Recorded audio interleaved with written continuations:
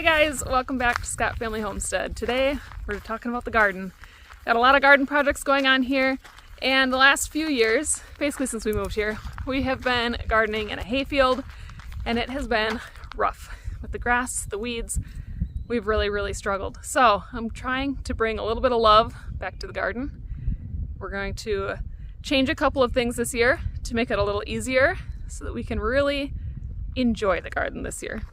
Today is a beautiful day for gardening. We have had some really wild weather. I already mowed the lawn where we run our meat birds alongside our high tunnel. The grass grows like crazy and it was really long already, and we've had some ticks. The dogs have had some ticks, the kids have. So we decided to go ahead and mow that and weed whack it this week, and I did it in winter gear because it was freezing. It's been like 20 degrees at night, but then we have these really warm days like today where it's 65 degrees. And beautiful and absolutely lovely. So really kind of an interesting spring because everything wants to flower out. Like our pear trees are full of flowers, but it's getting down to like 25 degrees at night. And so it has been interesting. We're holding off on planting too much in the garden other than the really cold hardy stuff. But it's time to get everything prepared and ready to go. So we've got a few different parts to our garden. We have our exterior garden here, which is our raised bed garden. This I call the kitchen garden. We've got a little bit of everything going in here, and it's kind of like if I only had one small garden, this is what I would plant. But then I also have a bunch of other growing space. So we have the high tunnel. This is a 30 by 48, I believe. This is the glacier style from Grower Solution. And we're on year 3 planting in it. And then I have my exterior garden, which Ryan got all tilled up for me this week. This one is definitely the most difficult to keep the grass and weeds down. This is where we're making some really major changes. This is about as big as the high tunnel. I haven't actually measured square footage, but it's got to be really similar. So the high tunnel is about 1,500 square feet. And then back behind the high tunnel we have our blueberries, which we're putting in 10 more blueberries this year, our 3rd variety. So that'll make 30 blueberry plants. And beyond that, all the way down, we have the orchard. So apple trees, pear trees, cherry trees, and a peach tree. We tried 2 different types of peach. The Reliance peach has survived 2 winters. The Contender died first winter. So we're gonna see if it continues to grow. It's doing really good right now. And then maybe get another one, but I hate to spend the money if they're just going to be incompatible with our zone. So we'll see how that goes. But those trees are all a few years old now. They're starting to get blossoms on them. Maybe we'll get something this year. So this year we went with the Polaris blueberries, and I'm really excited to try something new. We have, in here we already have the North Country and North Blue. They're just barely peeking out over the grass and stuff here, so this is all going to get mulched.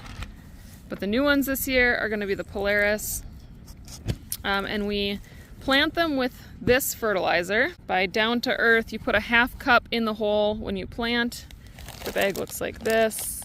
We'll also top off all of our other blueberries with this, but we'll just put a 1/2 cup of this in there. You mix it with the soil that's already present, and then plant your blueberries. So we're gonna get 10 of them put in here. We've got it set up to do 5, and then we're gonna have a walkway, and then the other 5 will go over there.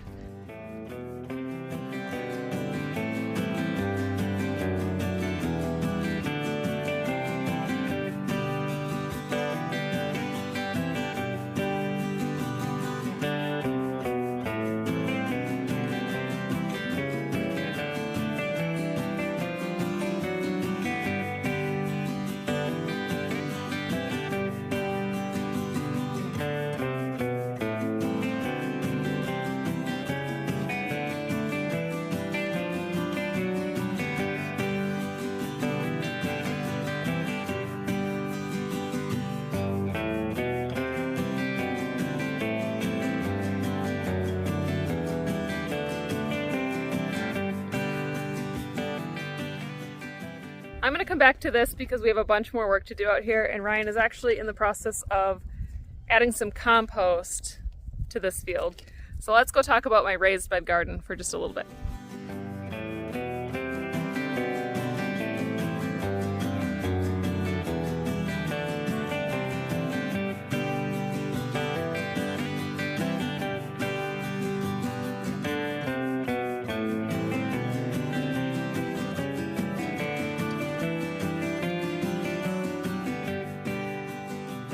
So this garden started as just a couple of little raised beds, these back here, and a couple of green stalks, the towers. And then we added last year these Vago beds. And I am a Vago affiliate, and I will put my link in the description, but these I did pay for myself before I became an affiliate. And so I have the 17-inch beds. I believe these are the 9-in-1s.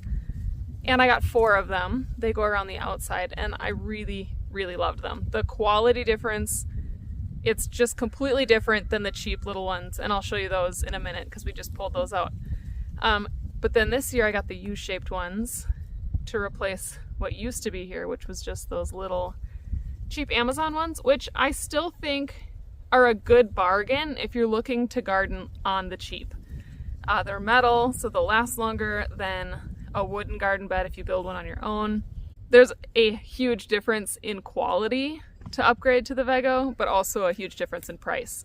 So I'm not saying that these are a poor choice, but if you have the budget, the Vago garden beds are definitely worth it. So right now, these are filled with sticks and twigs, and we're not going to fill this whole thing with soil because that's going to cost a ton of money. And a lot of it's going to go to waste. So we're going to put a bunch of stuff in here that's going to break down, and we'll top the whole thing off with some garden soil and some compost. Same thing, we moved these little garden beds to be next to the high tunnel. Those are going to be the kids' garden beds. So I have 4 of them. The kids each claimed one last year anyways. So the whole center of this garden was just kids stuff.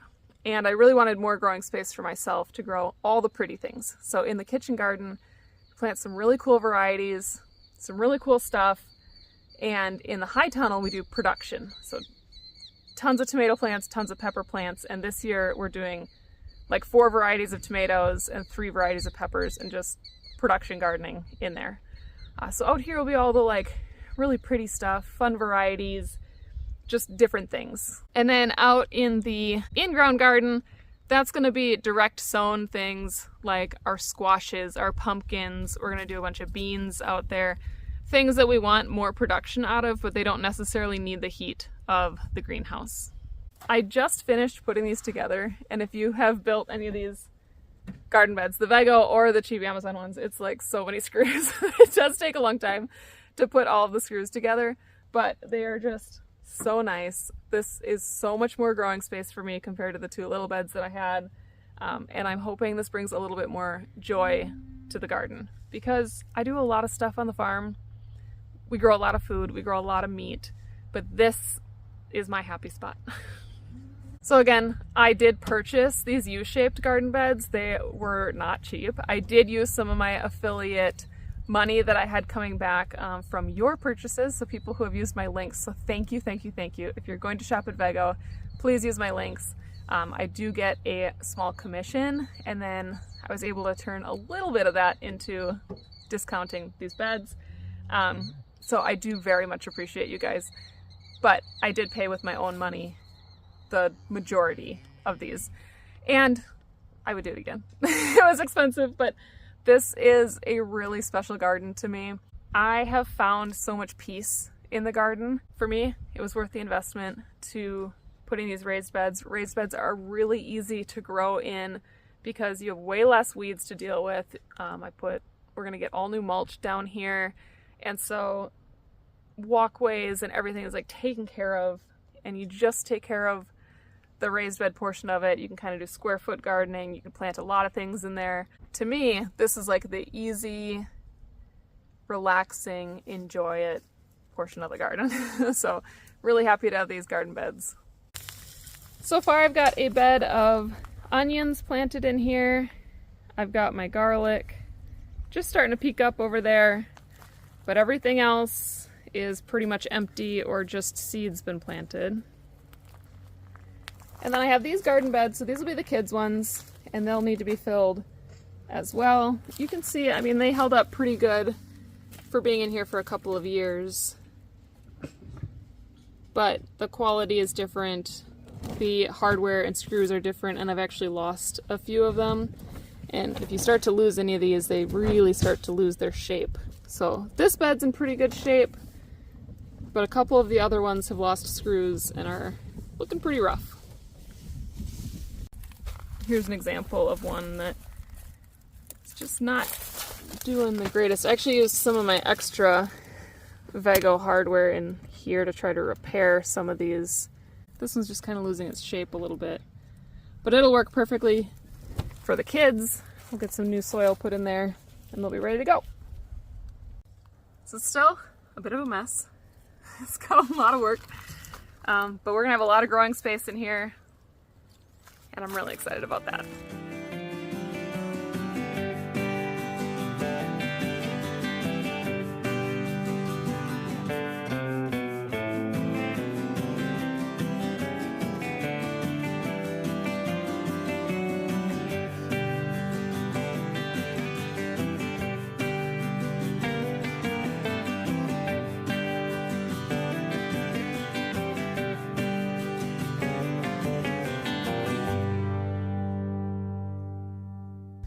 Okay, so this garden is where I struggle the most with grass and weeds.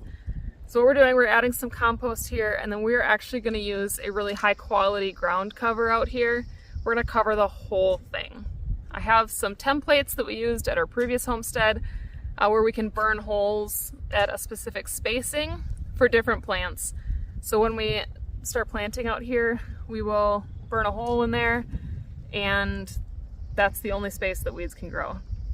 If you saw last year how much we struggled with our onions and our potatoes and some of the other things we tried to grow out here, between the sunflowers that grow like weeds here that have just taken over and all of the grass, we got food out of here, which is good, but it was a really, really rough one trying to get productivity and then get things harvested, and things were small and it just didn't grow that good. So at our old homestead, we started a garden kind of out in the woods, and we opted to do the ground cover and make it a weed-free garden, and it was so easy, so simple. And I know there's a lot of concerns about using plastic and microplastics and burning the plastic to burn the holes, or cutting the holes and having shards of plastic and whatnot. I understand all of those concerns, but we're at a point where either this garden isn't getting planted because I just cannot do it, or we rely on the ground cover. So we're gonna use a really high quality one. We're gonna roll it up at the end of the year and be able to reuse it. We had good luck with that. If you buy the good stuff, and I will link what we purchased, it will last for years. And so you can get a lot of use out of that. Don't bother with the fabricy thin stuff. Whether you're putting it under mulch or you're using it for something like this, it's not worth the cost. You're gonna have to buy it multiple times over. You're gonna have to tear it all out every year. It's not worth it. Buy the good quality stuff. So we do have some down here. This is last year's. We'll sweep this off. But it's holding up great. You could use this for years and years. And I didn't roll this up or anything. It's just been out here all winter long. So we're gonna do the plastic garden. We're gonna lay this stuff out and cover the whole thing up. It's going to help a lot with our compost issue. I talked about this a little bit last year. We got compost from somebody and it was full of velvet leaf and other weeds. So I don't think the compost ever got hot enough to really knock back the seed bank in it. And we had all of this invasive weeds all over in this garden. We put the compost on everything. So it was in our raised beds. It was in this garden. It was in the high tunnel. We're going to be fighting these weeds for I don't know how long, and hopefully it doesn't make it into the pastures. But that was a huge problem out here too. So with the ground cover, it knocks back everything and you can grow just where you want to grow. And the benefit of being able to run irrigation out here really simply, where it drops off water at each of your individual plants is going to be huge too, because then we can water this with the flip of a switch. It's just going to be a whole lot easier.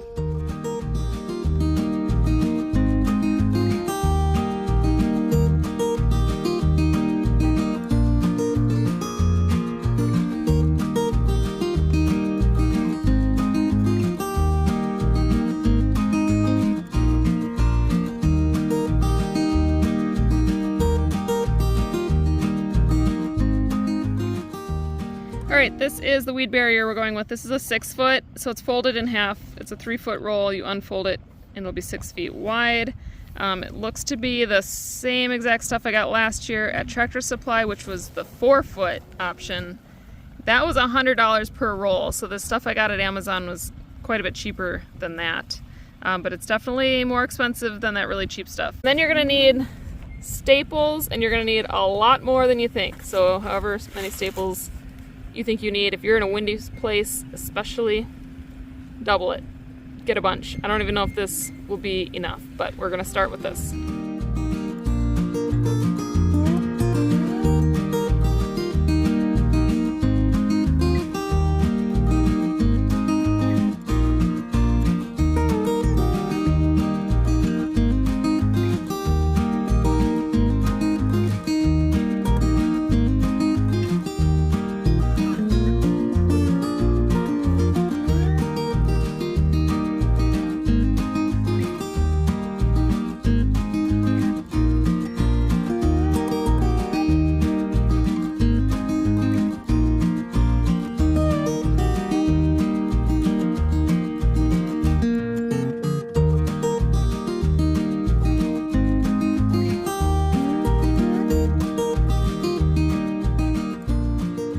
Alright, this is my template, and we just made this out of a piece of plywood, and we used a 4-inch hole, and it's 6 inches on center. So each of these is 6 inches apart, and then depending on what your spacing, your desired spacing is, you just burn whichever holes you want. So if you want, like our onions, we're going to do a 4-inch hole every 6 inches. We'll do every single one of these. But for our squash, we want them to be 2 feet apart. So I would do the first and then the 5th hole down there.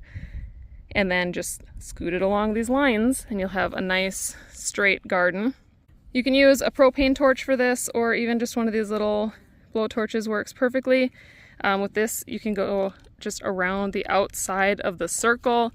You'll be left with a little piece of plastic in the middle that you can remove, and then those burnt edges keep it from tearing.